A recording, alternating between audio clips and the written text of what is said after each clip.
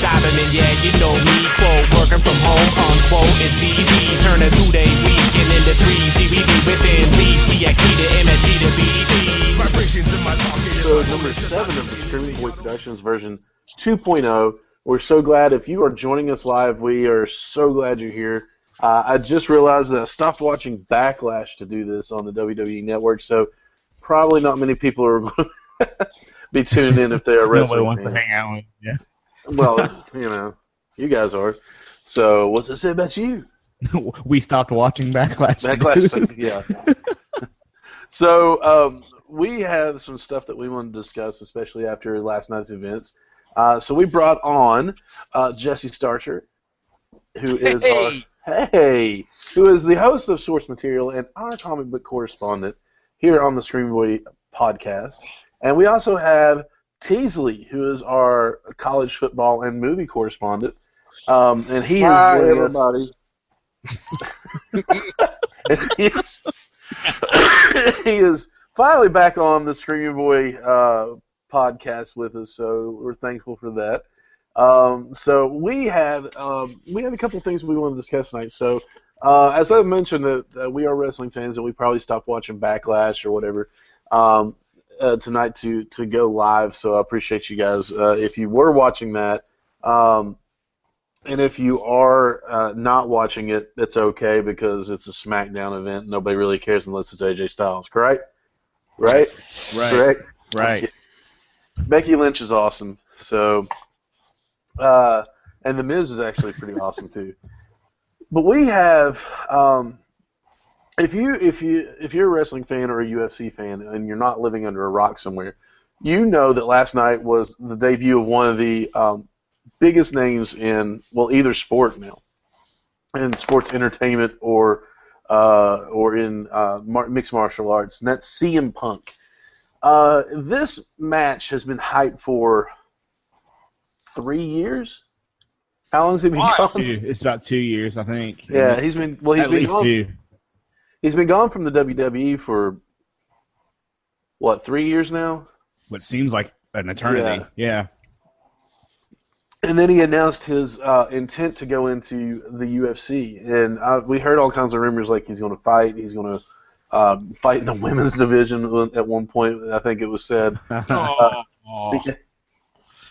Hey, that's what was said. And then it all kind of happened really fast for me because I didn't realize he actually had a legit fight until recently, and he went against and his name just flew out of my head. I hate it when I do that. Somebody's going to have to get on the internet. CM Punk had his debut match. What? Wasn't his name like Paul or something? P-A-L-L Paul? or something? Like Mickey P-A-L-L or something. Mickey Gall. Yeah. Mickey Gall. Yeah. And the reason I don't know him is because Mickey Gall is kind of not a nobody, but a new name in the UFC as well. I think this was his second or third professional fight in the UFC. Now he's fought other places, but this is his second or third fight in the UFC. Third fight. Third. All right. So I think their understanding was that they were going to give Punk somebody that was new, somebody that was young. Somebody, I don't want to say a jobber because that's a wrestling term, but they were just kind of feeding him somebody. The baby steps, man. Yeah, we'll use a can of corn. A rookie, yeah. Can of corn? I'm not familiar with that. I'm not familiar with that term, no. What? That's what they use in baseball. Like, an easy catch is a can of corn. An easy play is a can of corn in baseball. So I was just using that term. Okay. I always just said easy out. I always say, can't hit. Hey, bada. Hey, bada. So they gave him a rookie. They gave him an easy out, a can of corn, whatever you want to say. I've never heard that before in my life, but hey, I don't watch much Neither. baseball, so I watch baseball all the time, and I don't remember hearing that. no excuse. All right. I'm gonna start using that. I in my guess I'm not really a baseball game. Unless they refer to your son as the can of corn. Then that would be bad. You better believe it. So anyway, they gave me Mickey Gall. And Mickey Gall is, let's go to the tail of the tape. Mickey Gall is, these are the two big points on the tail of the tape that I want to get through is, he is 24 years old. He has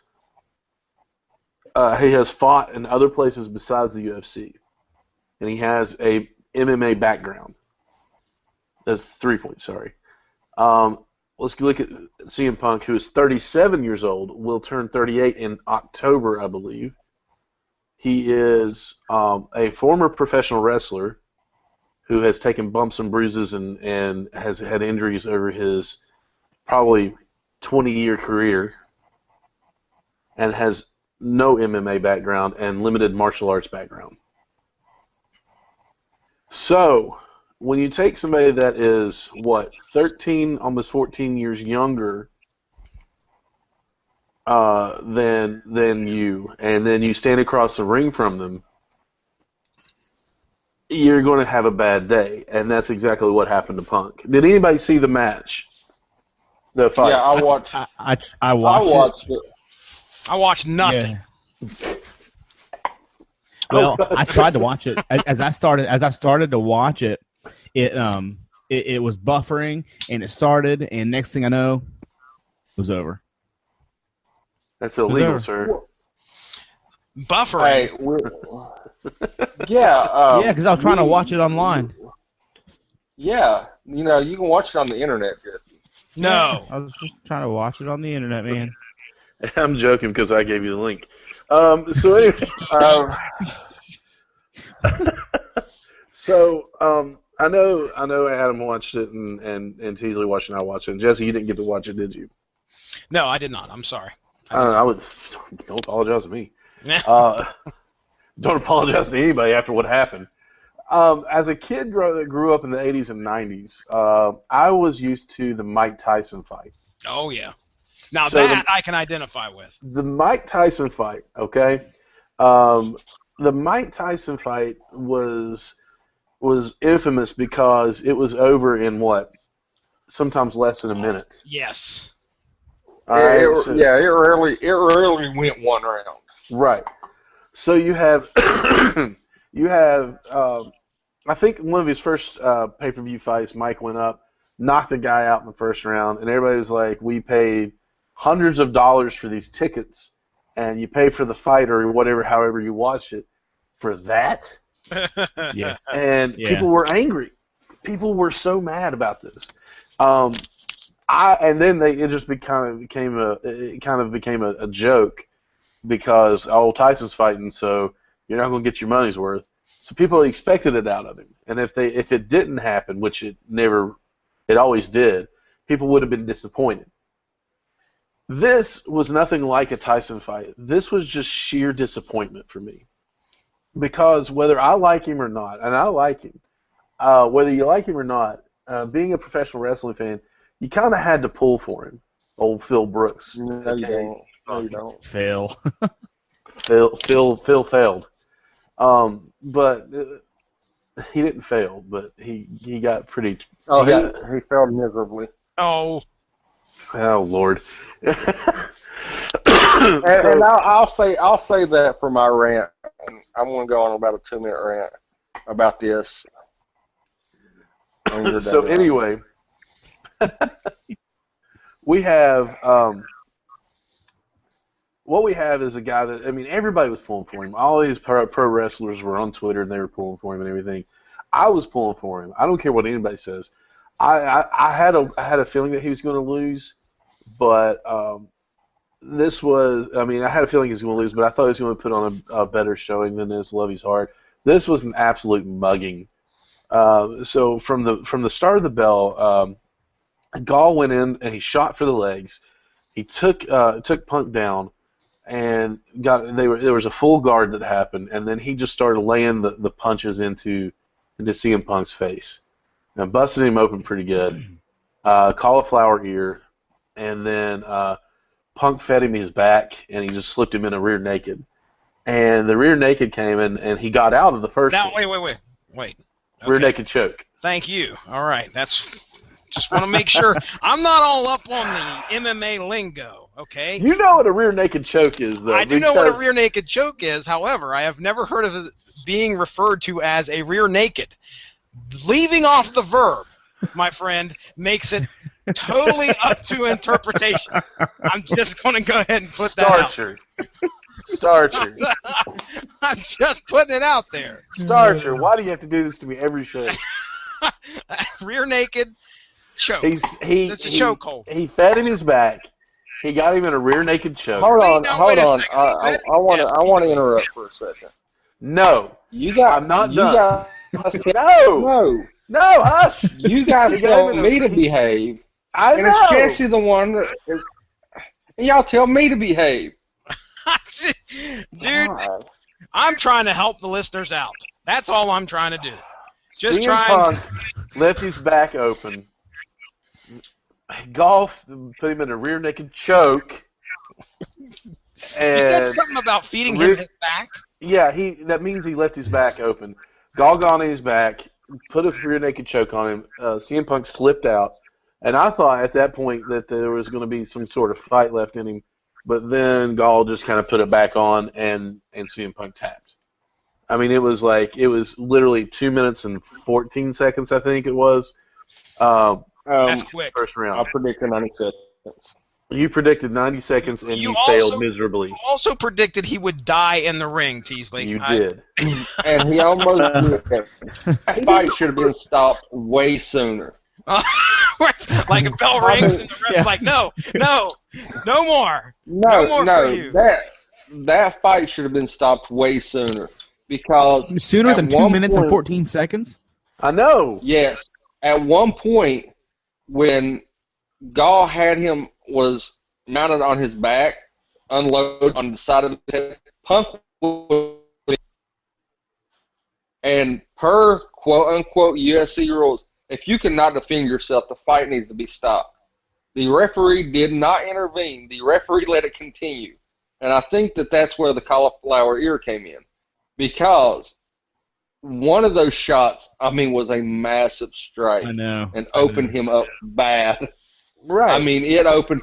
I'm pretty sure that Punk may have got concussed.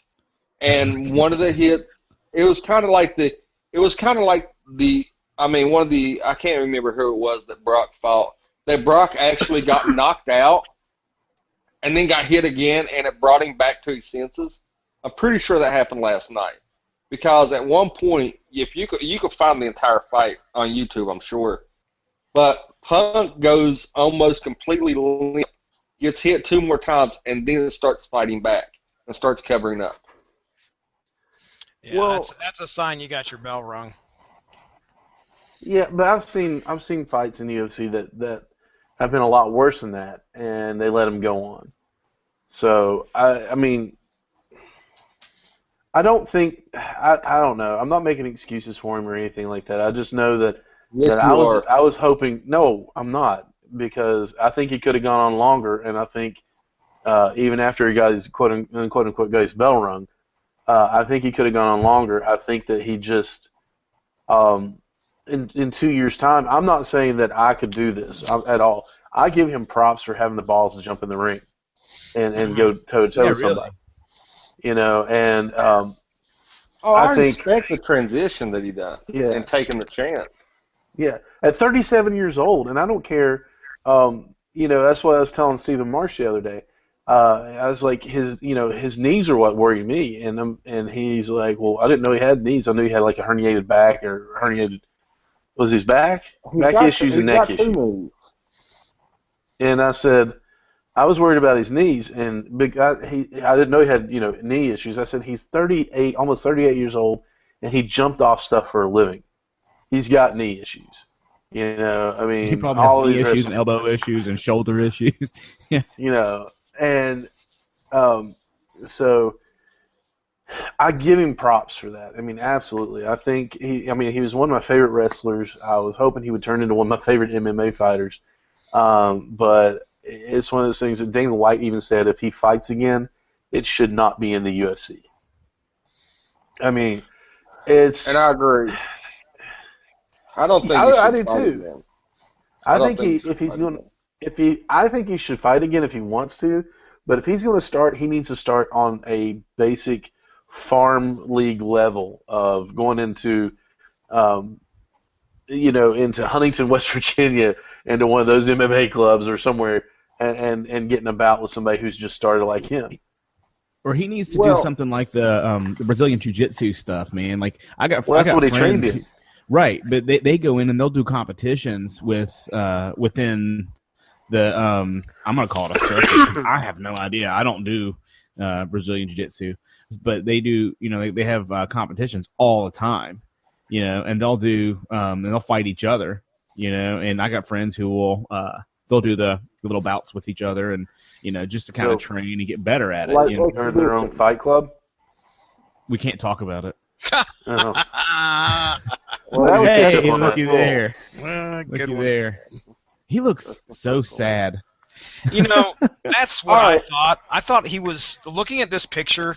I honestly thought that he looked like a man where his dream was crushed.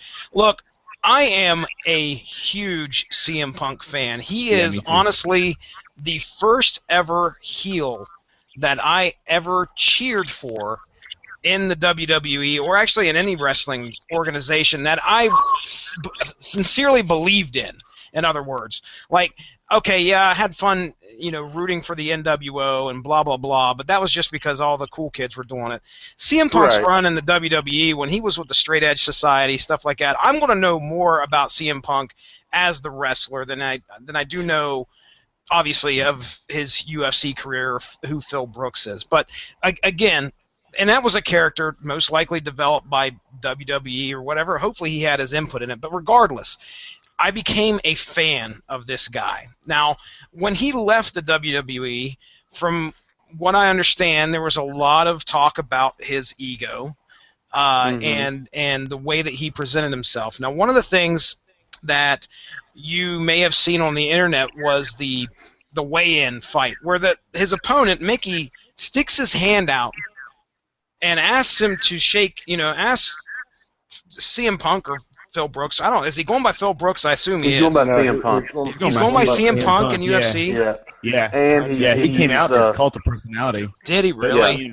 Yeah, it's CM Punk, man. So he sticks his hand out to shake it, and CM Punk looks at him and doesn't even stares daggers through his eyes, does not shake the guy's hands. And I'm sure you guys probably saw that light up everybody's news feed when that happened. Yeah. And I started to think to myself, maybe this ego thing isn't really maybe it isn't really a bunch of people talking. Maybe he does have some kind of an ego problem. So going into this match, if I was to get destroyed like this, I would hope that it is a very humbling experience, because everybody was watching this, and everybody watched you get destroyed you didn't even get to go 2 rounds with the guy. And now here's the thing. What was his payday? He lost. Oh, I don't know. You don't know. He lost, but I'm sure that, if I could go out there and get my butt handed to me for sticking around for 2 minutes, and here comes the boom. That's the only thing I could think of. Is like my big butt getting into a UFC ring and maybe lasting long enough to try and make a payday. As for Phil Brooks, looking at him as CM Punk, he looks like he's about to freaking ball right here. But he was holding back tears that whole time. Was he? Yeah. He cried he cried in his post-match interview.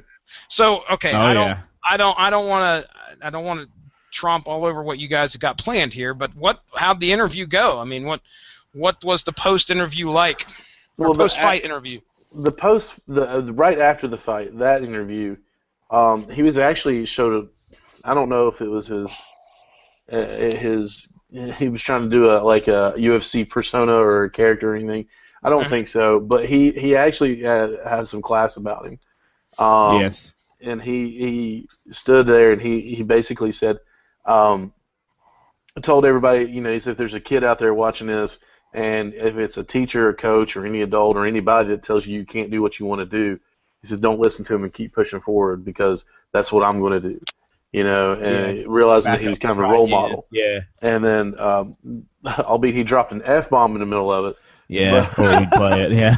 But it was actually really a really good interview, and it was. Can I chime in here? Go right ahead. Sure. Will y'all please get off his nuts? Oh, come on. No, I'm going to point this out. I'm going to point this out. What? No, hold on. I'm going to go on a rant. Hold on. Oh, God. All right. So here's what we'll do. Teasley, you go first, and then Ronnie, you can follow up. Okay. Go ahead. Do you know some of the stuff that he has done? Do you know what kind of person he is? Y'all are like praising this guy. I think he's a complete jerk. I mean, his best friend for the past 20 plus years, he went on publicly when he was doing interviews, called his best friend out, saying he was doing nothing more than riding his coattails and trying to get a name for himself just because he knew him. Who's his best friend? Who are you talking Yeah. about? Colt Cabana. Colt Cabana. He severed the friendship with Colt Cabana because he said Colt was riding his. He was just trying to. The only reason why Colt's famous is because he's associated with him. No, Colt is a great guy. I mean, I've met him a couple of times.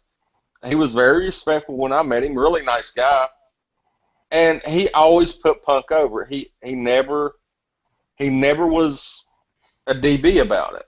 Mm-hmm. And Punk, I mean, you hear some of these stories of Punk, how he acted. Yeah, did he get a raw deal in the WWE? Yeah, but do you think it was his own fault? Yeah. There's been plenty of people have came out and said how much of a jerk he was, how he was so difficult to work with, how he had such an ego. Yeah, but he got in the ring. He looked like a sad old man. The weigh-in, he wasn't even qualified. He didn't even make the weight initially. He dropped 35 pounds in a week. His stomach looked like a sad old man. It looked like a frowny face.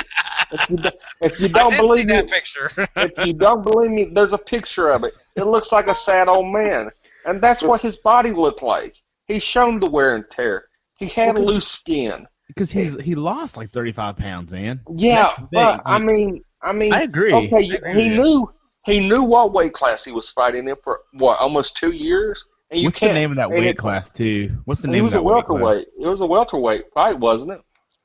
I think. I don't know. I couldn't remember because I didn't know. I had no clue what that weight class even existed until last night. Well, welterweight's pretty big UFC weight class. Yeah. I mean, it's got a bunch of nice fighters in it. But I mean, he's a prima donna. He's a jerk, and people have come out and said this. I mean, the best thing that came out of this fight was the selfie Triple H posted of himself smiling with CM Punk in the background crying, with nothing said. If you don't believe me, go look up the picture. It is I've seen it. I love it. I've seen it. But I mean, everybody, Punk is trying to save face because all these horror stories are coming out about him. I mean, even his UFC camp. Okay. In the beginning, talked about how difficult he was to work with. He didn't want to put in the work. Here's the deal. He went in. Hold on, I'm almost done. And then he goes into this fight with a guy about 13 years younger than him. And what's the first thing he does? He tries to go toe-to-toe with this guy who is a takedown specialist. He just runs in. He just runs at the guy thinking, oh, I'm just going to rush him, and I'm CM Punk. He ain't going to do nothing. That's the mentality he went at the boy with. And old boy just picked him up and slammed him. And as soon as Punk realized that he was in for a real fight, you can watch the expression on his face change from this real confident person to, oh God, I'm about to die. And I think you're exactly right, though. Like I do agree with you on that because, when you get in the ring with somebody who's, I mean, what, 13 years your junior, you go in, you think you're all tough and everything, and I'll get to my point here in a second, but you go toe to toe with this guy. It's like that first hit.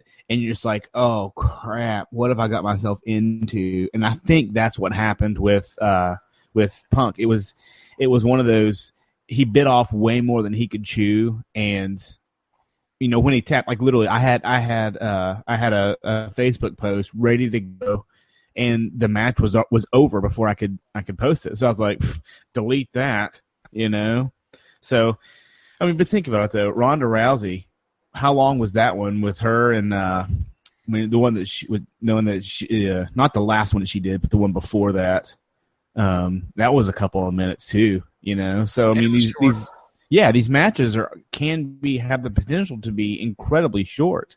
But I read an article with Dana White, and he's like, it was he probably shouldn't have his next fight probably shouldn't be in the UFC, which is smart, because it's a tough place to learn, But I read another thing with Joe Rogan. He's like, that was kind of delusional. So yeah, I kind of tend to probably agree. The pay-per-view ratings or whatever, the buy rate of this thing. I mean, I don't know. Yeah, I don't We're care. going to talk about that. We're going to talk about that too, because it goes back to a discussion we had in the group section. Here's the thing. I don't care what they say or what they think now. They were kissing his butt to get him in that ring because it was going to make them money. And I'm not on anybody's nuts by saying that I respect what he did by getting in the ring, or that he showed some class after it. That I even said that I expected him to lose. I'm sorry. I'm laughing because I seriously just got a message. Hold on.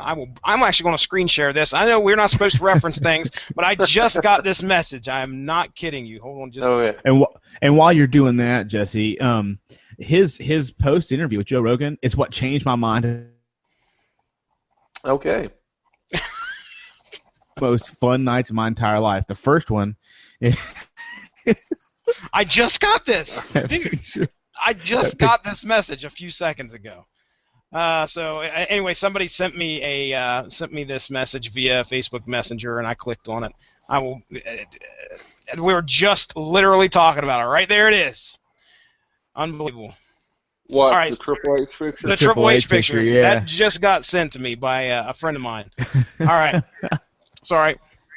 While we were talking, but what I was saying was that the post interview changed my mind about the whole thing. When he came out and said, get back up and no matter how many times you fall down, because as big of a jerk as he can be, I mean that's such a positive message. I'm like, well, if he's gonna have that kind of attitude about, I mean, he sees the fun in it. He's like, this is fun for me, and to me, it's like, okay, if for him it's all about money, even though the UFC did kiss his butt and say, we want you here, and then all of a sudden they turn right around after he lost. They turn right around and say, maybe the UFC is not a place for you. That's kind of a shady thing to do to him if it happened. I don't know if it actually happened, but my big thing is he still has the heart for the game. He still has the love for the game, and it's apparent in what he does. Not necessarily, you can't really tell anything in 2 minutes and 14 seconds, but I'm a huge CM Punk fan, so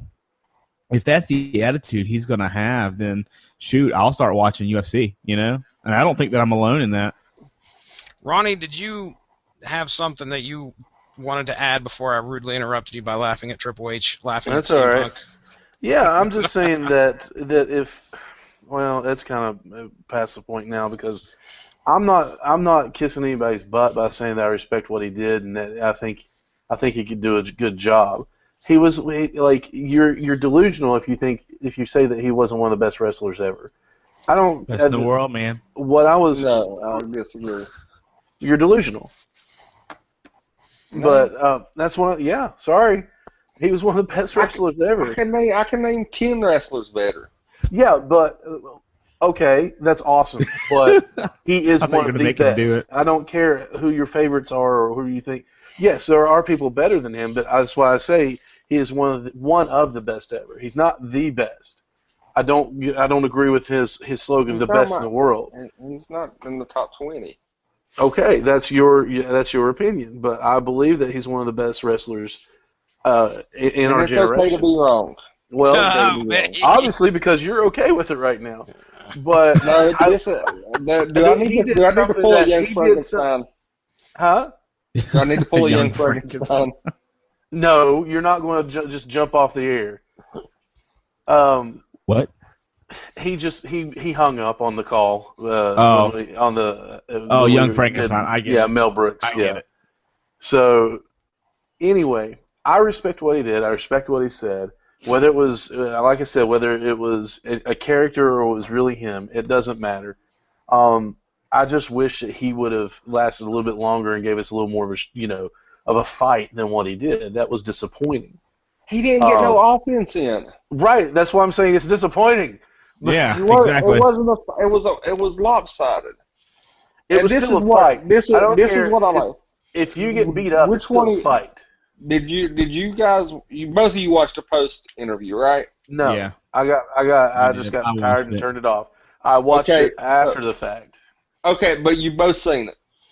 Yes. Yeah. Did y'all think it was disrespectful on the? Well, no, it wasn't the post fight. It was the interview with Dana White when they said when they didn't even they basically well, some of the post fight too when they was talking to Gall when they said the CM Punk experiment and they kind of threw CM Punk under the bus and basically made fun of him, saying that it was an experiment, that it was just an exhibition and all this. I know what you're talking about. I And, know exactly what you're talking about. He kept saying, he's like, well, how do you feel that you was brought in? When they was interviewing, when Joe Rogan was interviewing Gall, said, how do you feel that you was asked to do this fight and everything? And you could tell Gall was kind of upset about it because it was Gall is a good fighter. I mean, he's a very young. He's got a very bright future. He has the fourth fastest knockout in UFC history. He's tied for it. And no, it wasn't with CM Punk. It was somebody else. But I mean, he's a young upcoming fighter. I mean, he's got a bright future. But they didn't really talk about him, and you could see him getting mad, and you could see how he was kind of offended because they kept talking about him fighting CM Punk and how it felt to be like basically an exhibition, and it was it was kind of a preconceived thing that he was going to destroy Punk and all this. And this goes back to a conversation we had last night, and I wrongfully accused Ronnie of something. But MMA is becoming pro wrestling. You cut promos and sell tickets. Reason why this just came out, I listened to another podcast with a certain Taskmaster from WCW, and he was talking about this. He said, and he was making the comparison of MMA and pro wrestling. He said, if you notice in MMA, he said, guys are cutting promos. And they was like, well, why do you say it? He said, go back and look at the Diaz-O'Connor fight. They're throwing water bottles at each other. And guess who has the highest buy rate in UFC history? Mhm. That pay-per-view. Why? Because they hyped it so much. And it goes out like, Stephen Marsh, me and him had a disagreement about this. And he was like, yeah. I want to ask you something real quick though. Why can't you say Kevin Sullivan's name? Well, I don't want He's you a getting certain sued. Taskmaster. I don't You don't want what? I don't want like legal trouble for you, Ronnie. You're not going to give me legal trouble. I will shield his show all day long if he mentions us in a good light. But yeah, Go listen to Kevin Sullivan's podcast. Go listen to Steve Austin's podcast. No, trust me. If you want a good podcast, definitely listen to MSL and Sullivan. Cheap plug. I love you guys. But anyway, they talk about a lot of stuff. They talk about a lot of MMA stuff. Because Sullivan is a very intelligent individual. Yeah. But they were talking about how, you go back and you look, these guys are cutting promos. You're seeing stuff that happened decades before in pro wrestling. All these guys' backgrounds coming to light in the UFC now. And they're like, well, you think that they have writers basically doing their bios and making them into these characters. And Sullivan was like, yeah. He's like, you can see it. And then they go on talking about the McGregor fight. And he said, he said, now if you think you're UFC, you've had 2 fights between them. One bigger than the other. He said, and they're like, this one is the highest pay-per-view buy in the history of MMA. And you at the weigh-in, you had Diaz and him throwing water bottles at each other, dropping F-bombs. You felt a real hatred there. Just like you do in pro wrestling, but, in pro wrestling, it's, I'm going to body slam you, and then we'll forget about this in 3 months and become best friends. No, you felt a little hatred there, and you see a lot of similarities, but like the post-fight, Gall was really upset. You could tell that basically they thought he was going to go in there, and CM Punk was going to, it was a publicity stuff. It's all it was. It was the sell. They wanted, and I kind of think with the WWE's working relationship, because Shane McMahon used to work for Dana White. I want to pose this. Do you really think that could have been the link, because they knew CM Punk was going to fail, and they just want to humble him a little bit? No, I think I do. If it is, it's the. If it is, it's the most manipulative thing that I think I've ever heard of. Well, have you heard some of the horror stories about Vince McMahon? Well, yeah, but I think it's a little too conspiracy theory for me to think that they set CM Punk up to fail. Going. I know there's the relationship between UFC and between UFC and WWE. But I don't think that it goes that deep. That's some Illuminati crap going on right there. I don't think that's going to happen. I disagree. I just don't see. I don't see that happening. Sorry. Because have you heard the horror stories about Dana White? Yes. How big of a DB he is? Yeah. So I could see it. I could see it being, hey, look. We're gonna loan you Brock. We're gonna loan you Brock. Here, everybody knows he's gonna fail. Put him in there in a no-win situation. Make it look like he actually has a chance, and let him get his butt handed to him. I want to ask you real quick. You mentioned Gall was upset after the match. You could just tell in his body language. Why was he upset? Do you have any idea as to why you think he'd be upset? Yeah, we discussed this, Jesse. Welcome back to the conversation. Excuse me. What did you say? You glazed over it. No, it's because they wasn't basically talking about his fight. They was talking about the CM Punk quote-unquote experiment. So he wasn't getting. I see. So he wasn't getting. He wasn't getting the credit. The credit. Like I said, he's an up-and-coming fighter. He's tied for 4th fastest knockout in the UFC. Mm-hmm. Okay. And they wanted to talk more about Punk, and you could tell in his body language. He should be excited about the fact that he just beat CM Punk, and that he probably got a massive payday from it. No, he beat Phil Brooks. We're not going to hear. I don't think we're going to hear about CM Punk anymore. That's my opinion. I really don't think we're going to hear him. I really hope we don't, because it was a failed experiment. I'd love to see him. Yeah, I agree. I don't know if we'll ever hear about him again, because sorry, Jesse. Here's the deal, though. Yes, he left. I'm not talking about him as a person. I'm not talking about him as a wrestler. I'm talking about him as in the UFC. Yeah, exactly. I'm saying this. If he's going to fight again, I agree with Dana White. It doesn't need to be in the UFC. It needs to be somewhere that he can learn and that he can hone his fighting skill. UFC is not that place because it is a they get the best of the best, and that's where they fight. Okay, so I think that he needs them to go somewhere else and learn. I hope he does continue to fight because at this point, that's what he wants to do, and I'm not going to deny anybody or say that they shouldn't do what they want to do.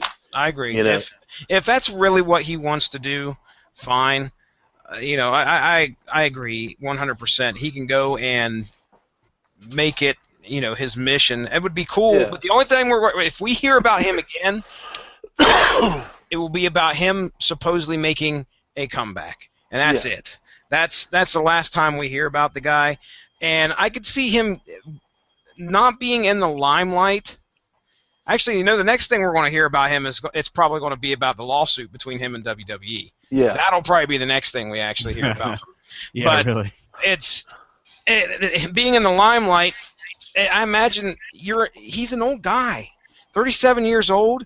To continue to go through this, you just went onto the stage. One of our good friends from Remix, Matt Connard, he put something on Facebook there, and it specifically said, he says, this is why you don't go to WrestleMania in your first match.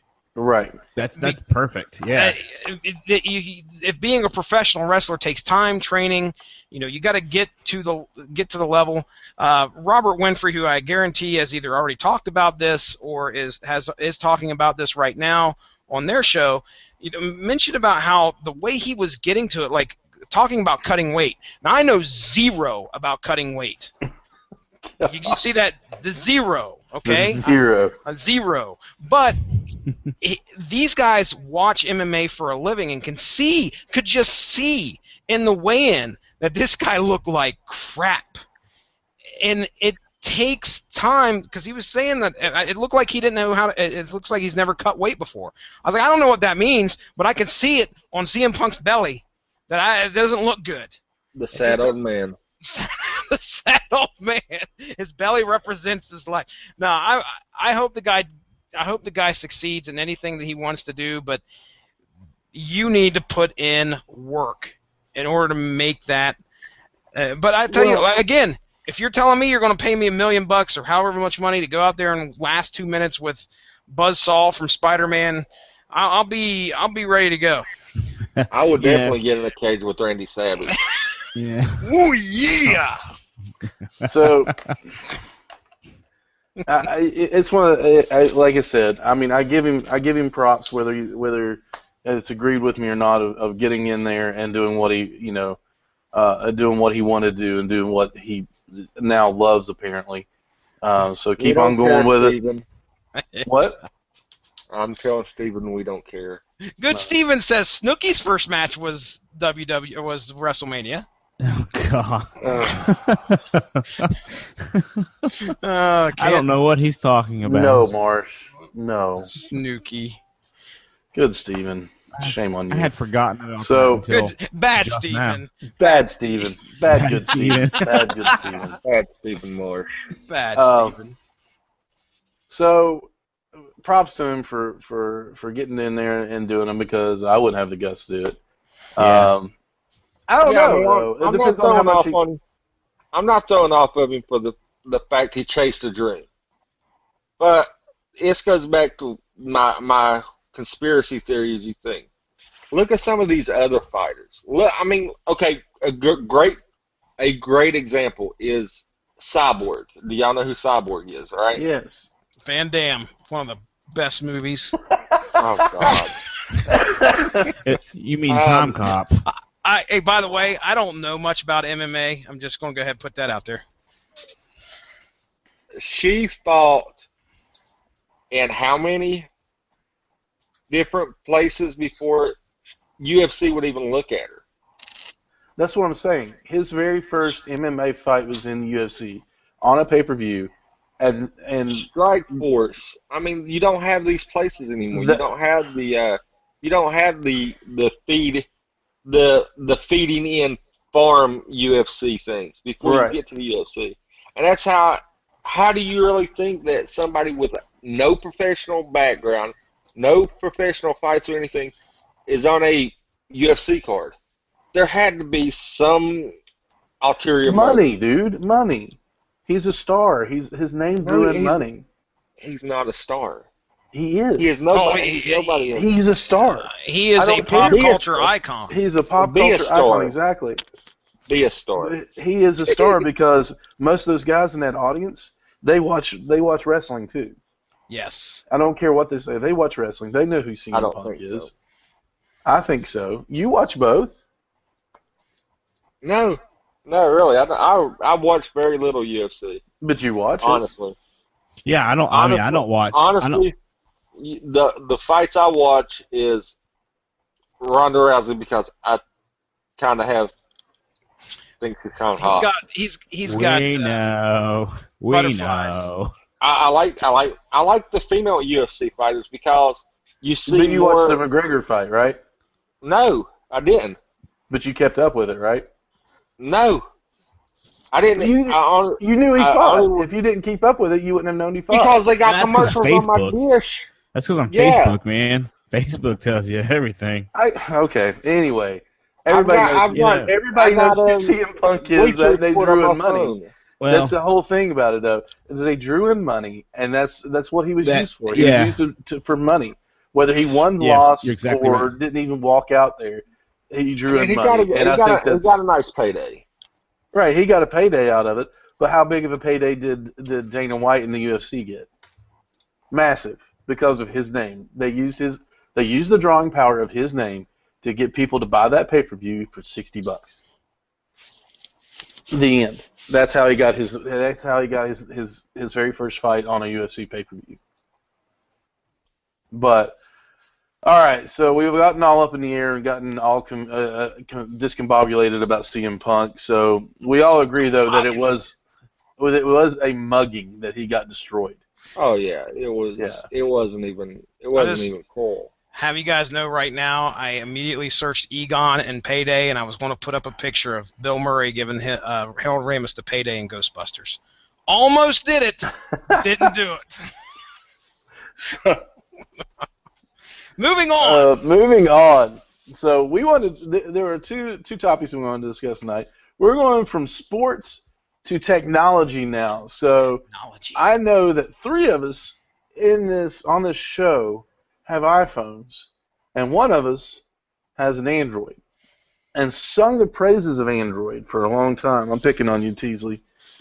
And Do I need to say my thoughts about the iPhone? no, because you've said it many times before. So we just had a release. Samsung just had a release of their new smartphone. It was the Samsung Galaxy Note 7. Now everybody was pumped about this because of the screen size, the curved screen, the S Pen, which is the little stylus that you can do more with, and it has upgradable memory now, whereas the Note 5 did not. So everybody, yeah. So that's the one thing that everybody says Samsung had over the iPhone. The iPhone has internal memory, and Samsung Galaxies always have a place to find, a place to put an SD card to upgrade the memory. So when the Galaxy S6 came out, and the S6 Edge and Active and the Note 5 came out, guess what went with it? The upgradable memory. They came in 32 and 64 and 128 gigabytes. So when the S7 came out, they skipped the Note 6 and just called it the Note 7. The Galaxy S7. Why? You know why? Because they wanted to catch up with the Galaxy S7? Because they tested a group audience, and they felt that where the notes started later, and they felt that they were selling poorly because people were seeing it as a generation behind the iPhone. Where Right. iPhone was getting ready to release the 7, the Note 6 was going to be the next one to release. So they skipped the 6 so people would actually correlate that they're on par with the iPhone 7. Right. So Hey, they catch up to the 7. Let me interrupt real quick. Literally 3 Right. seconds ago, Samsung just warned customers to stop using the Galaxy Note 7 immediately. Well, yeah, that's No- been no going on joke. for several days now. That's That what was we're going to. So I just everybody, saw it pop up. NBC News just told me.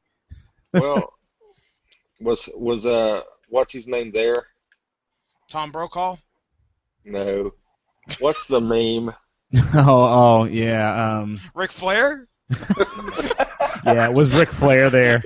Ric Flair was, yeah. so anyway, I'm not gonna believe. so everybody was all pumped about this phone, and they were excited about the Note 7 coming out. And all of a sudden, I know a guy who got one in his hand and was so excited about it.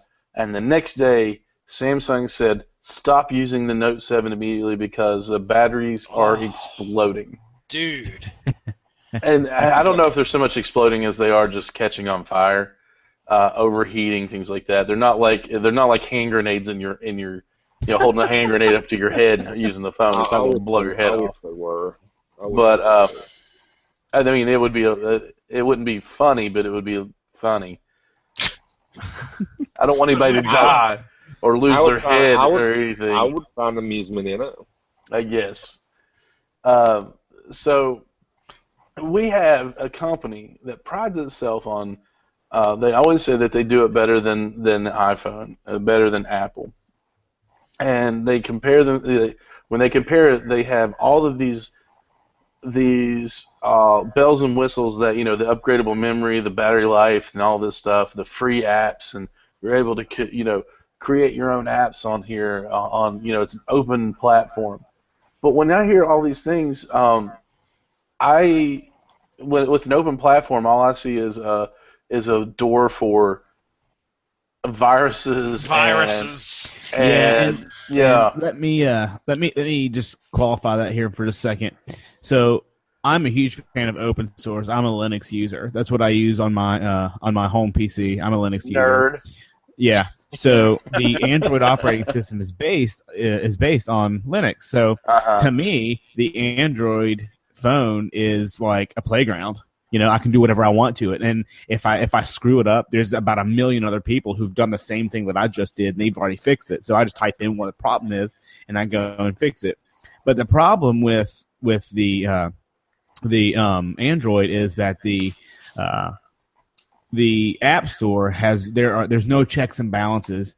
If I want to go ahead and write a virus on it, I just send it out there and say, "Hey, download this. This is not a virus." And some idiot's going to click on it and be like, "Hey, I got a virus." The best thing that I can think of to back that up was, I actually at one time tried to create an app for the Apple Store, and it was awful. One, creating the app. Number two is, you have to go through all this stuff to make sure they can get on the Apple App Store. Exactly. So, but A friend of mine, I was going to say, a friend of mine from OU actually created one of the first apps. Actually, one of the first games for the iPhone. so that's awesome. It was called started with a T. I'll figure it out. But anyway, Flappy Bird. Texting while intoxicated? No. I'm serious. I'm talking like Gen 1 or Gen 2 iPhone. And one of the first ones that went out to the App Store, his name's Steve Demeter. You can probably find him online pretty easily. I cannot remember the name of the freaking game. I'll figure it out, but you guys continue to talk. Did he make $1 million off of it? He made a lot of money. He was featured in one of the videos for one of the, how the iPhone or the Apple company has the, how they have those, I want to say festivals. That's not the case. What are they called? Conventions? Yeah. The iPhone Festival. Yeah. The iPhone Fest. The iPhone Is that kind of Festival. like Burning Man? But they would, he was featured in a documentary. He was featured in a documentary, or not a documentary, but a promo video for the App Store, pretty much. So this was like when the App Store was getting started, and they were trying to drum up all sorts of independent developers to bring stuff to the App Store to help, obviously provide a leverage to and a boosting point for the iPhone. I'll find the video. I'll send it to you guys. I know it's out there online, but yeah. So go ahead. I'm sorry. So to back up, that being open to anything and everything, we know that the games and stuff like that have to go through this strenuous, arduous testing to make sure you can make it on the Apple App Store. A friend of mine downloaded a game on an Android App Store on the Play Store or whatever it was called back then, and she found the old game you used to play on the Nokia bar phone, Snake. The Snake, yeah. Yeah, Snake. She found Snake on there. She's like, "Oh, this is awesome! I found Snake." And she downloaded it and opened it up and it said, "Press the up button to start," and there's no up button. And did it brick her phone? No, it didn't brick her phone. It just didn't do anything. Can't find the up button. Yeah, she didn't pay for it or anything, did she? No. It was just somebody made it. Man, that would have been. Wow, that would have been. Yeah, that's not going to go anywhere on the Apple's. No, it's not. App Store. No.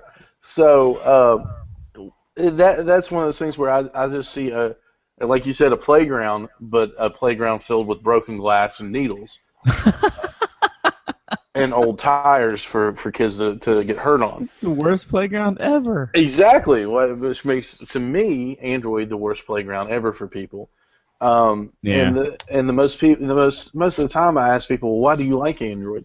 I can create my own apps on it. Do you? No. Yeah, and you can also do some crazy stuff, like you can sideload your own bootloader into it, and you can create your own like welcome screen, and you can actually brand the phone to if we want to do a Screaming Boy Android phone, we could. Well, I just want to go ahead want to and go on record as saying sideload your own bootloader. Oh, that's money right there, my man. I don't know what you just said, but teraflop. I thought he said side loading poop something. I was like, okay.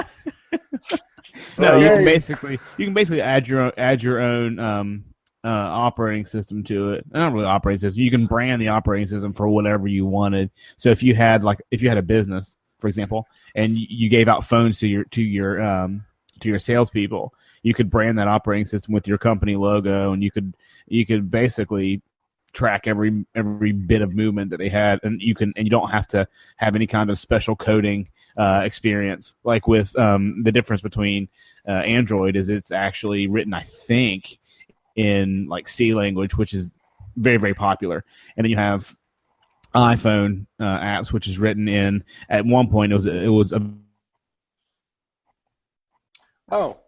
it's like Swift. I think they moved it over to the Swift platform, but it's not as hard, but it's proprietary. Like you can't, like if you're only going to make iPhone apps or Macintosh apps, that's the only thing. With Android, it's a little bit more open to everybody and everybody else's abilities, like my own. Right. Well, here's the deal, though. The reason everybody asks me why I use Apple. And that's because I bought a MacBook, and before this MacBook I have now, I used the same one for almost 6 years. I had the same computer for 6 years. That's kind of unheard of. Yeah.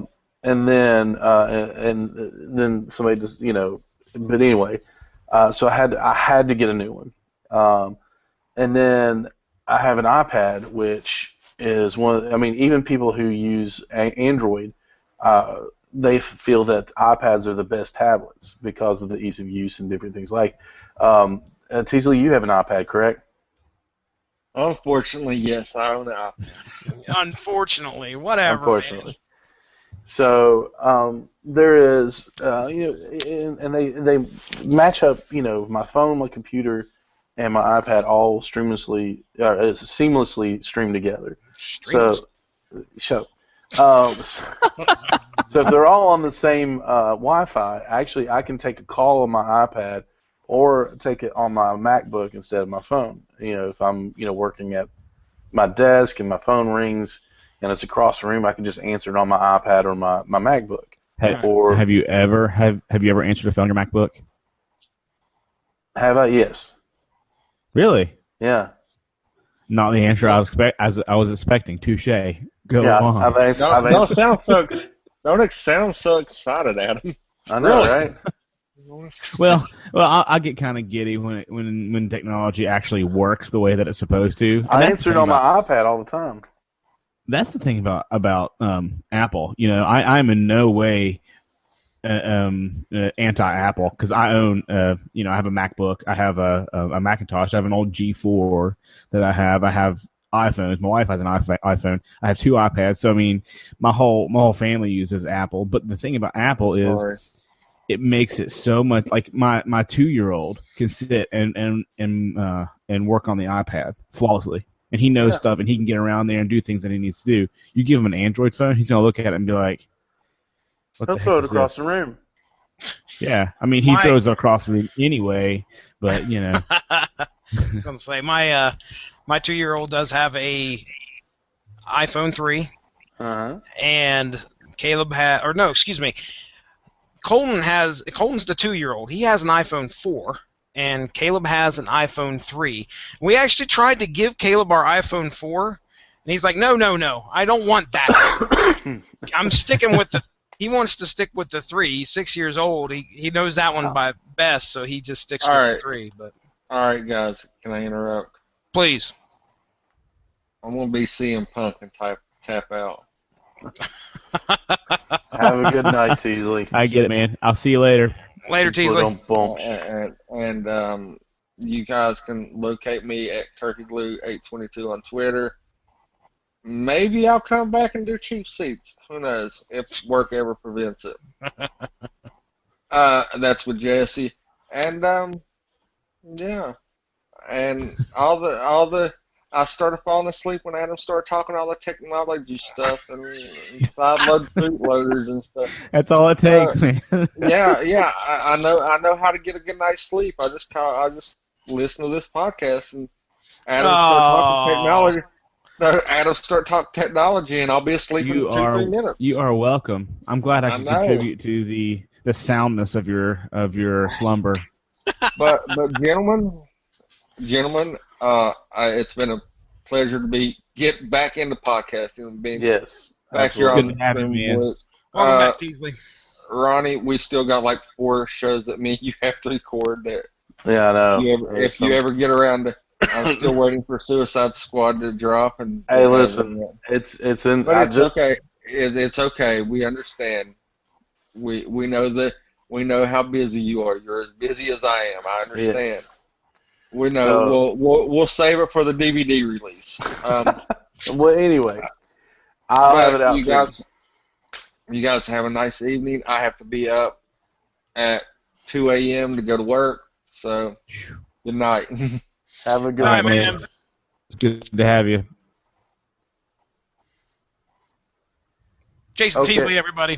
Yeah. I have no clue what we were talking about before that. We were talking about the iPhone and how easy it is for 2 and 3-year-olds to use them. But now that he's gone, I can actually reveal, and I don't do this often, a private conversation I had with him, that he's actually on his next upgrade. Now he can't fight with me. His next upgrade, he's going to an iPhone. Is he now? He is. He just told me that. And now that he'll listen to this, and then he won't do it because I mentioned. He'll call you. Yeah. He'll text you. But you're going to get a barrage of texts. And then I'll answer on my MacBook or my iPad. Because you can. Because I can. Anyway, yeah, that's the thing. Like every once in a while, like the cool thing about Apple is they make it so easy to use the devices. Seamless, right? Exactly. It makes it so easy to use them together. Like, there'll be an instance where like I'm in my bedroom and Becky's downstairs and the boys are watching TV and I want to check on the boys. I'll dial my wife's phone, and my kids will pick it up on the iPhone, and I'll be like, "Hey, are you guys doing okay? Yeah, okay, cool. I'll be there in a minute." So I can check on them, and they know how to answer this thing. A 3-year-old has never in history been able to answer a phone and accurately say, yeah, we're doing okay. Like, he can see my face on there. He knows it's me. Yeah. You know what I mean? So it's just the iPad is to me, the iPad is the best tablet on the market for anyone. General use. I don't know if you guys can see this or not, but I do want to I want to tell you about. Can you see this at all? Probably can't. Hold on a second. I'm gonna. Go ahead. I'm referencing video when we're doing an audio podcast. Go ahead there. We're both right now. Yeah, go ahead and continue. I'll be back on here in just a second. So, iPhone. So that's the basically new it. iPhone. Yeah, they just dropped the iPhone 7, which actually looks really nice. The iPhone 7 and iPhone 7 Plus comes in a new color, which is jet black. What? The same thing that the old iPhones came in, right? No, there's a matte and a shiny. You know, Right, the two different colors. Yeah, it's rose The gold, original gold. ones- Well, it's not plastic; it's metal. Oh, I got Yeah. it. Okay. Yeah, there's a rose gold, a gold, a silver, a jet black, and a black. And so they now have 5 different colors. And they have actually eliminated the 16 and the 64 gigabyte sizes. They now go. Now that's awesome. That's They awesome. They now go 32, 128, and 256 gigabytes in both the Plus and the regular. The 16 gig is completely useless to a lot of to everybody. Yeah, Because the 16 exactly. gig was, after your operating system you had 11.5 gigs on the phone, and we know that Gosh. that video, photos, music, and all that take up so much space that a lot of people have 0 bytes left on their phone to run it after a while, and because people don't some people don't think about the everyday person doesn't think about clearing their phone out or saving things back to iCloud or whatever. It just does it automatically. Which is another great feature of the iPhone. Right. But they don't think to clear it out, or they don't think that I need some a couple of gigs from my operating system. They just know, ooh, phone, take picture, pretty, click, and after a while it says phone no take picture because phone full. Why? How's it full? I don't know why it's full. You got to clear out some of your pictures. Well, I'll lose them. I don't want to lose them. It's kind of one of those things. So the fact that they're eliminating the 16 gig is awesome. Now I wish they would have just gone 64. 128, 256, and just got rid of the 32 gig. Yeah, I don't know why they reinstated the 32 gig. Well, the thing is, to me, that's one of the best features of the iPhone 7 is just get rid of the 16 gig. Shoot, I remember when they were at 8 gigs. Yeah, they got rid of the 8 gig. Anything on them. Yeah, so now they got rid of the 16 gig. That's perfect. But 32 gig, what that tells me is, what they're going to start doing is they're going to be giving you more updates. Like the new this next one will be iOS 10 actually, right? I think 9 or 10, yeah. 10, yeah. You'll get, regardless of what iPhone you have. Well, I take that back. You'll get, unless you have, I think, an iPhone 5 for an iPhone 4. I doubt it. If it does, then you're probably iPhone 4s don't work. Yeah, don't work well now. No, unless okay. So that's okay. You can't have the newest software on an iPhone 4. Now, if you kept the old software on it, they run fine. And as long as you're not doing like cellular stuff with it, if you're on Wi-Fi, they're fine. Like Jesse said, his sons have a 3 and a 4. Well, they're fine because they're using them off network. And they're not trying to make phone calls with them. Right. Yeah, I got you. So that's perfect. If I had a 3 or 4, I'd keep it. Just for purposes like that. Absolutely. They're too valuable of a phone to throw away because they'll last you forever. There are people still coming in with the original iPhone on the 2G network. I have one of those. So, and they're still using them. They're still using, iPhone 3Gs, not the 3GS, the 3G. And they're still using them on the network. And, I see people walking around with them. And that's, they're just too valuable of a phone to get rid of a lot of the time. Because they have so much, other functionalities other than the phone. Right. You can use an iPod or whatever. Right. The 7, I wish, and it's hope beyond hope for a lot of companies, a lot of corporations, because they're going to try to get money out of you anyway. I don't care who it is. The reason they went 32 instead of 64 is because they're going to come out with so many updates on the software that it's going to do the same thing that it did to the 16 gig. Yep, exactly. So you're going to have to go for the 128 or the 256. Well, if you're going 128, you might as well go 256 because it's only $100 more. Blah blah blah blah. So Right, it's I can see you saying this day in and day out. Right. Come No, into your listen. place of employment. I don't care what phone they get. I don't care. It's whatever. I mean, Let me put it this way: as long as you steer them away from some piece of junk, then that would be. Anyway. That's to me that's useful. I don't know what y'all are talking about. This is where I work. Well, But- hey, okay. First off, somebody sell me on these stupid headphones that the iPhone 7 is going to have. Okay, Well, have they're you seen Bluetooth. these? Oh, Yeah, they're blue. They're Okay. Bluetooth.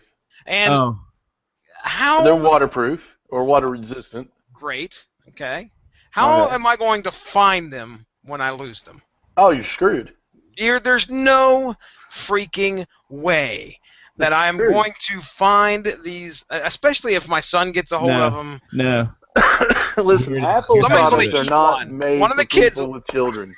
One of the kids will No, eat they them, are not. They And are then- not.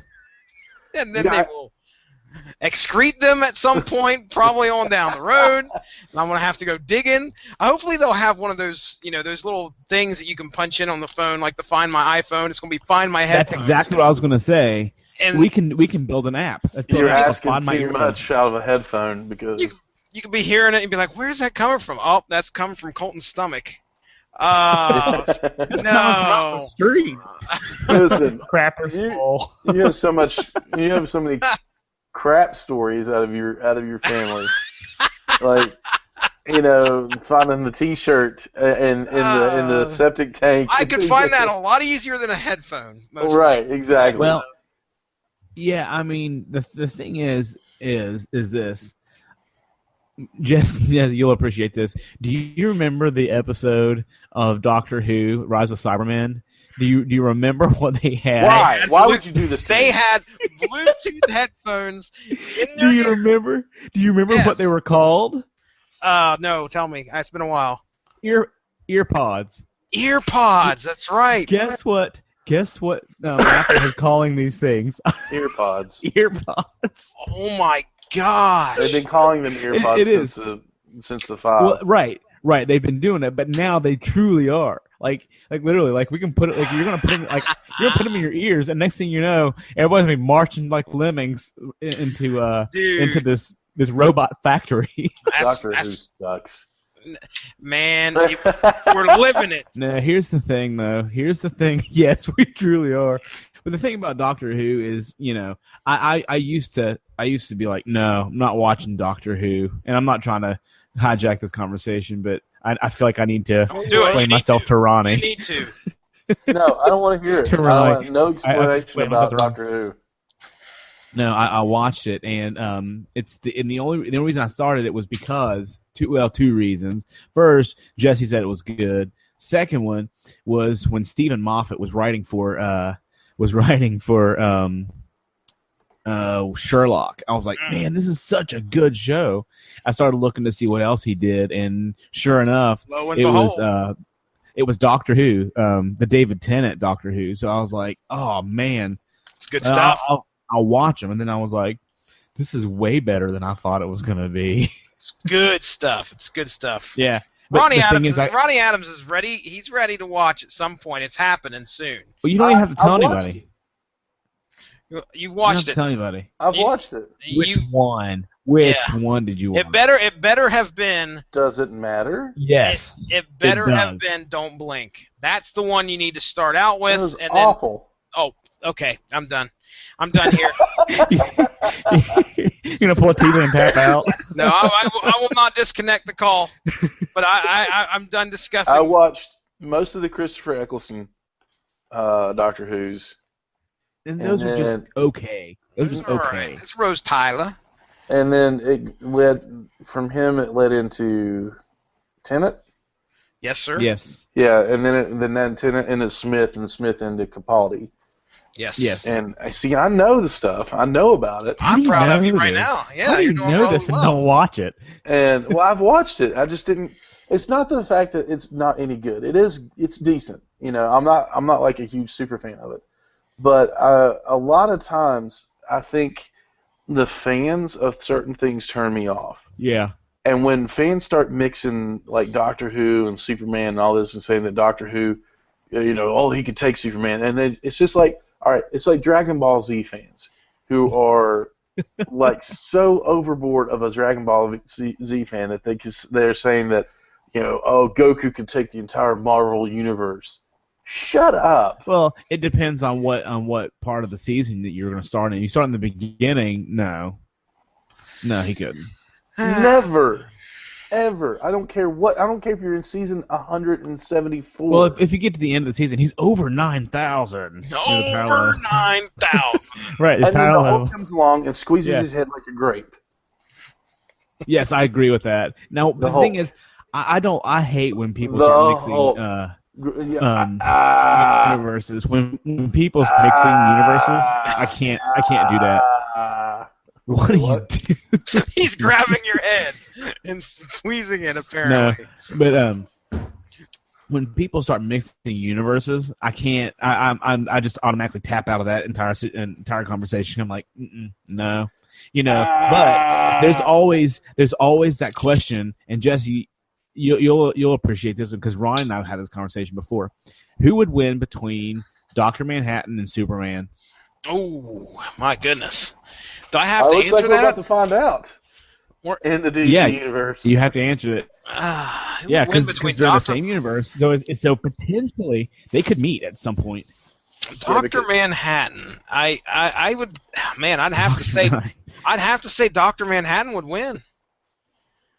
I would have to say he would win. My honest opinion is that Dr. Manhattan would be able to take Superman. Jesse, put that away.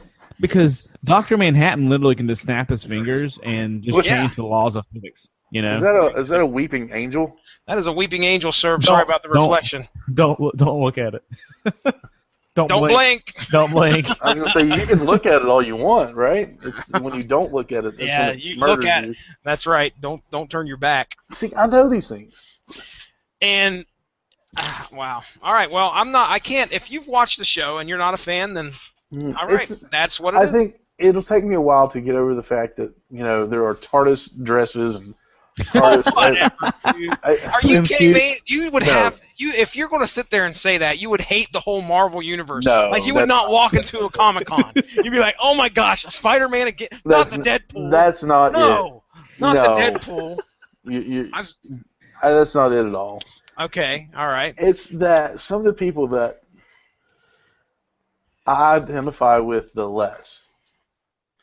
I'll just say it like this: some of the people I don't like, and some of the people I like the most. Some people I don't like are huge Doctor Who fans. That would be. I was going to say that's me. No, I like you, Stephen Marsh. You all are Doctor Who fans, and I like you. But there are some people, I guess, that are like Doctor Who fans. That are they really Doctor Who fans? They use the lingo. They have the sonic screwdriver pin and they wear the trench coat. And they wear the trench coat, and they have the TARDIS coffee mug. But are they really a fan, or are they just going with it to be cool? Oh, dude. And that's what, I just, and because it's usually the people like that, or they're thrown in your face. They're like, oh, no, Doctor Who, he totally could, he took out the Cybermen, so he could totally take out Superman. You don't even know what you're talking about. And then they say Superman's Marvel Comics. I'm like, you're a terrible person. Exactly. You're Superman. You're a terrible person. Yeah. I don't know. I mean, to me, it's just like, the fan base are so. To me, it's kind of like Harry Potter. You know what I mean? I mean, they get so adamant, and they and I don't want it. I have the scene from freaking, what is it? Is it Jay and Silent Bob Strike Back, or which one is it? Or Mallrats 2? No, it's not. Where the guy goes up to the guy in Clerks the 2. It's Clerks 2. Thank you. Yeah. Yes, and he's like, he gets so upset and so riled about that he vomits on the floor. That's what they're talking about. Yeah. That's exactly what we're talking about. He's just like, no, Lord of the Rings is like, whoa, dude, whoa. That is the image I have in my head. Oh, and that's exactly what we're talking about. It's like they get so adamant that they get so upset because you say, you just make like this thing, and it's like a little tiny statement, and it just to them it doesn't make any sense, and to them it's like, bruh. Yeah.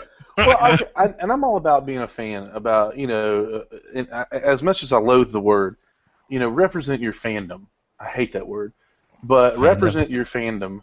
Be a fanboy. Yeah, be a fanboy. I'm a Star Wars fanboy, and if it made sense for me to wear a Jedi cloak, I would do it at Comic Cons or things like that.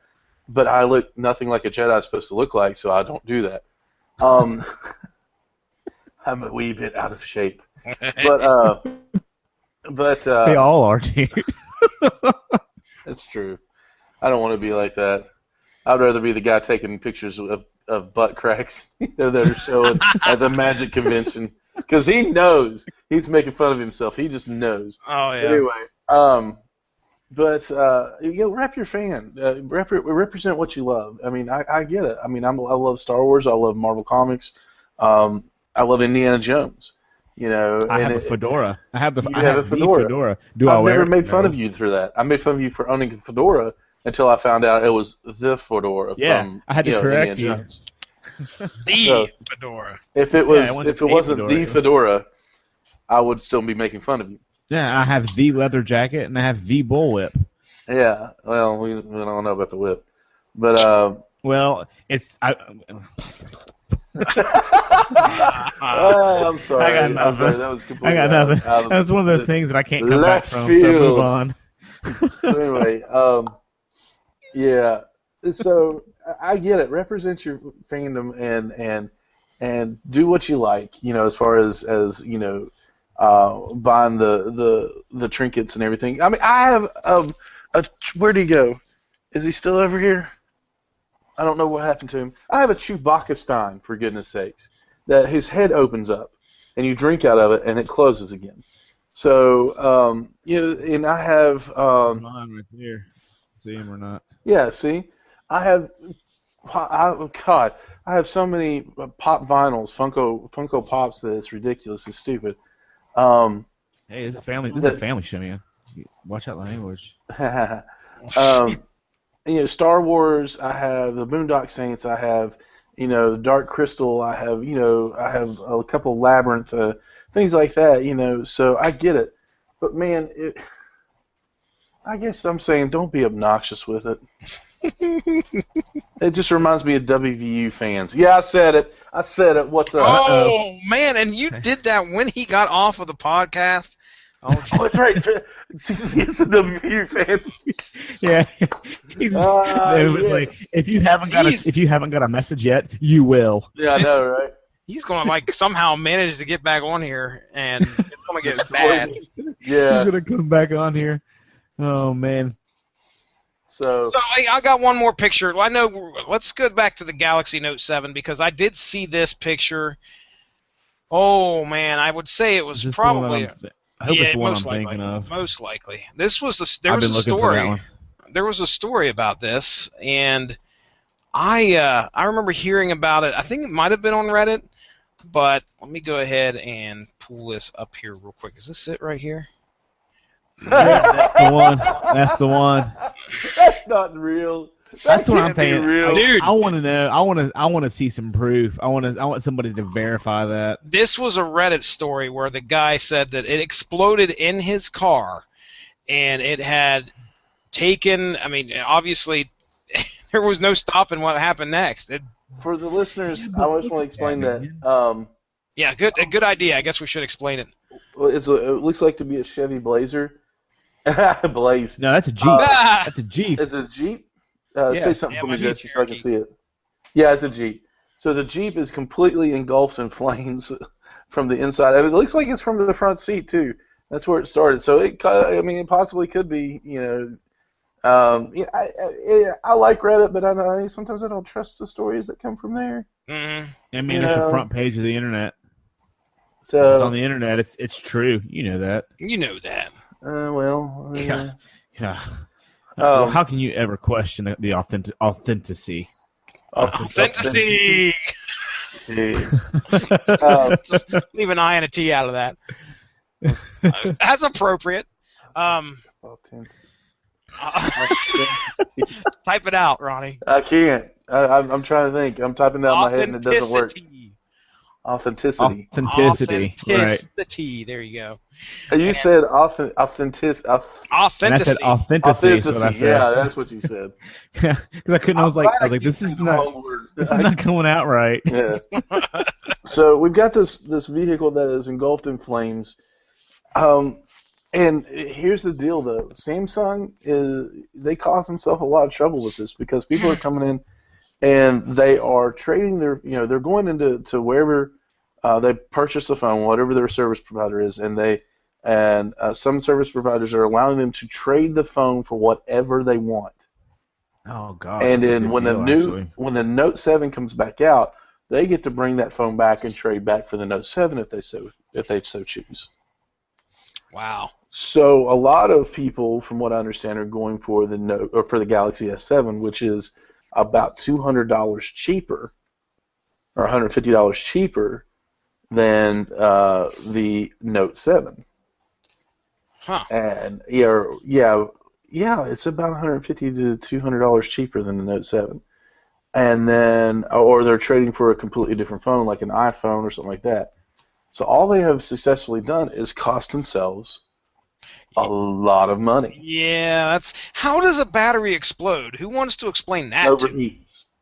Okay. I can.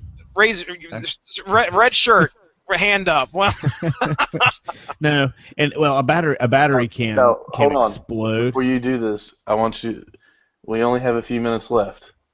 Well, I was just going to say there's only a couple ways that a battery can explode, and usually it's by shorting out, meaning, like you said, it gets hot, and inside that chemical inside of it, it becomes unstable and it explodes. And it's not really an explosion, more or less a burst of really hot battery acid that then catches on fire.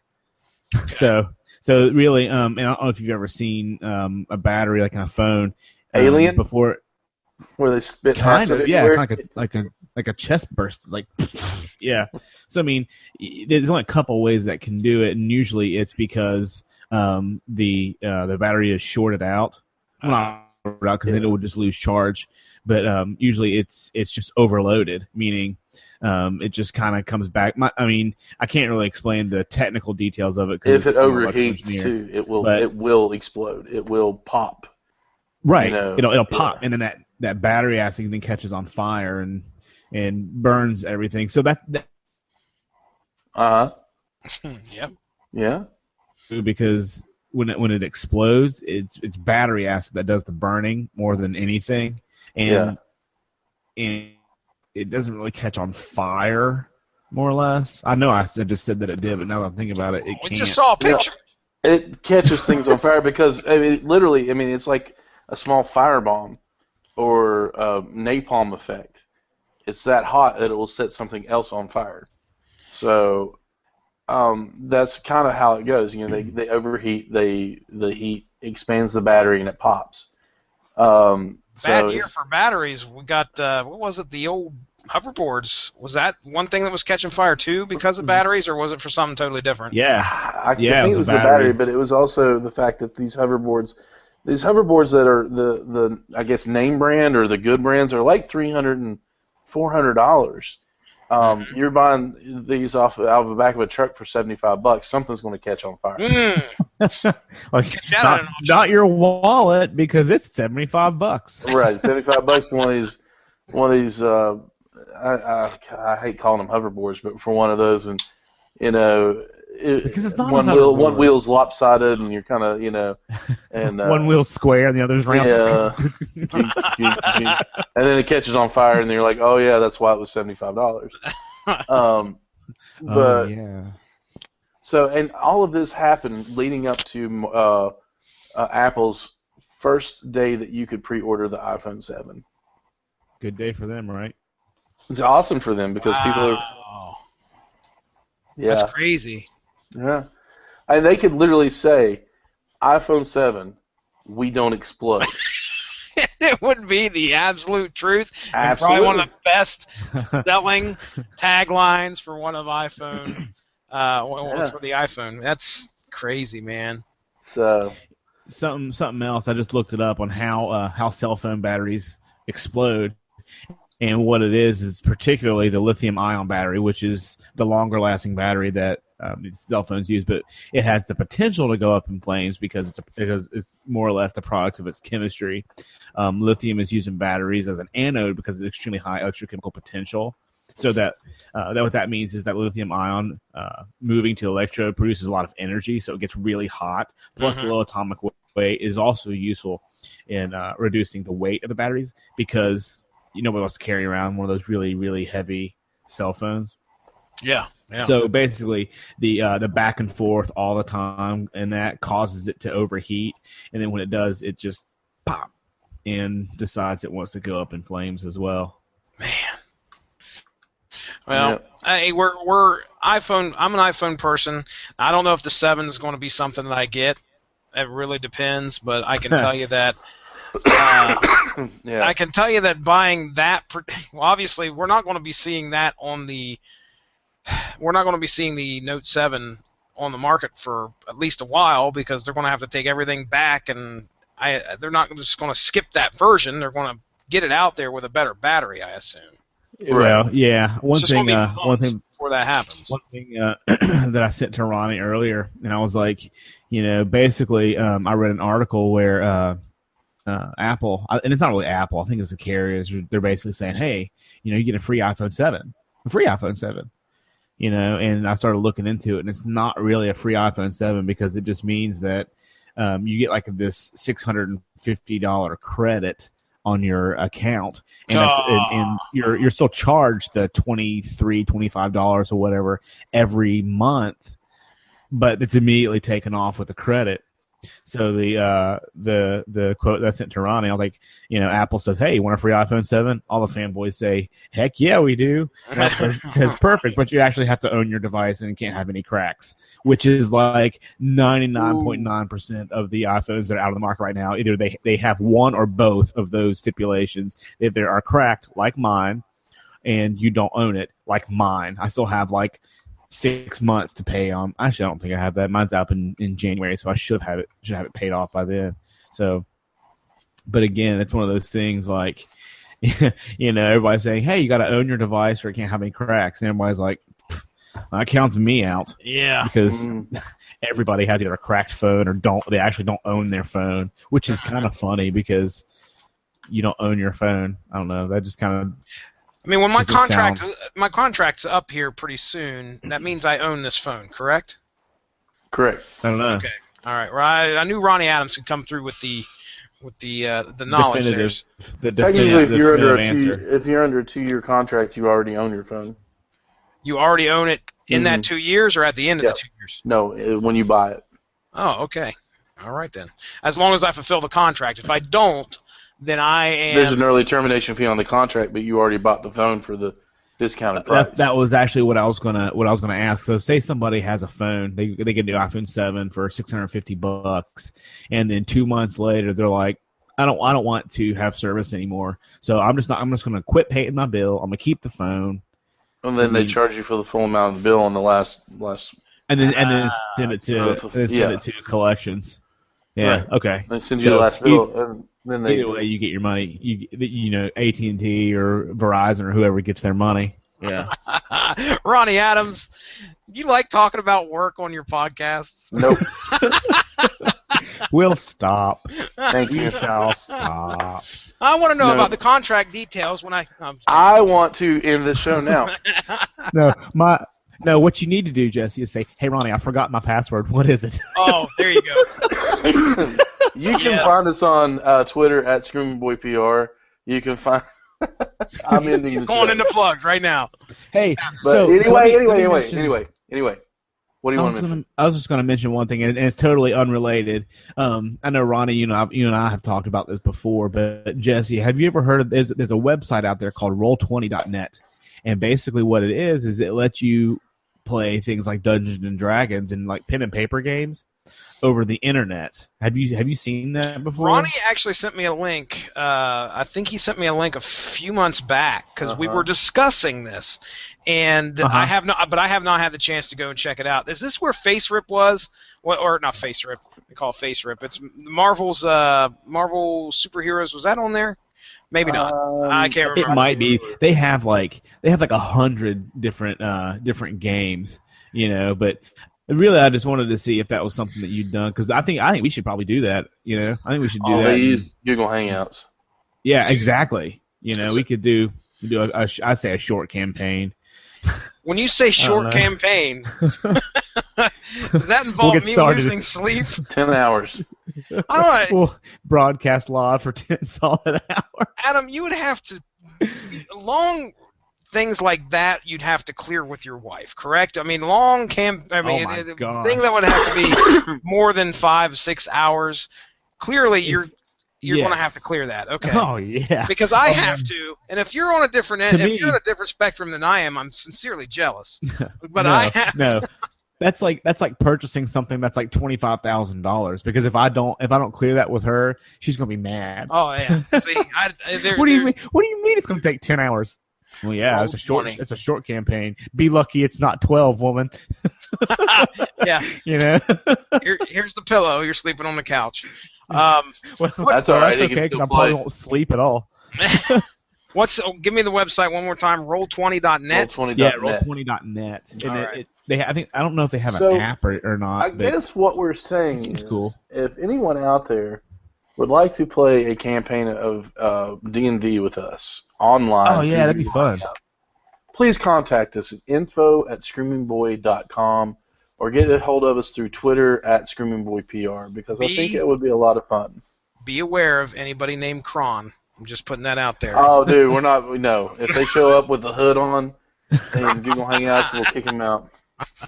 They have torches lit up in the background. When you say Kron, first thing I think of is Chrono Trigger. I've been playing the crap out of. I don't blame you there. Well, guys, wow, what the heck just happened there? Hey guys, how's it going? How's it going, fellas? Guys, I think we're going to wrap this up now. Thank you so much for being on here, Mr. Jesse Starcher. We want to thank Teasley for being on here with us, even though he is already gone. He's got some crazy hours. He's probably fast asleep. So, Starcher, tell us where we can find what you're doing and who you are and where you are. Yes, sir. Quick plugs. You can find me at Stiznarkey on Twitter. I do a show on the Radulich and Broadcasting Network. It is called Source Material, where we go back and look at some of the great and not so great comic book story arcs that have been in the past and sometimes in the present as well. We are in the midst of Alan Moore Month. Say that with a smile, because it's about the only time you're going to smile, because during the discussion you may not. It's a depressing month. So sad. No, we're having fun. Every Thursday here we're doing a show on an Alan Moore book and comparing it with the movie. Ronnie joined me for Watchmen. It was me, Ronnie. It was also Mark Radulich. And did we have a fourth person on there? We did, didn't we? Yeah, Cole Marentet. He's the man. That's right. He is the man. He showed up and talked. He talked about Watchmen with us, and he had some great insight. Oh, if you guys get the opportunity to listen to that episode and listen to what Cole has to say, you will be absolutely pleased that you did, because he's read that book a lot more than I have, and probably a lot more. If you total the amount that us three combined read it, he's probably read it more, and he understands a lot more that went into it. So check it out. This coming Thursday, it's League of Extraordinary Gentlemen, a movie that I've never watched, a book that I've read I think I'm going on 3 times now. So it's going to be a lot of fun. I think, Ronnie, you're lined up for that. I am. Potentially Patrick Mullen, if he decides to show up for this one. And then, of course, Mark Radulich. So we're going to have a lot of fun there.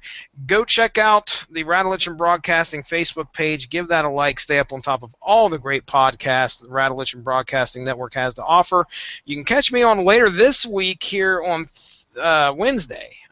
Not here. I'm sorry. On the Radulich and Broadcasting Network on Wednesday. Not here. On the Metal Hammer of Doom, where we will be discussing KMFDM And I love that band. I have no idea who that is. I don't know. I go into these podcasts. I've heard of them, but I've never listened to a single thing. They're on the original Mortal Kombat soundtrack. They're awesome. Juke Joint Jezebel.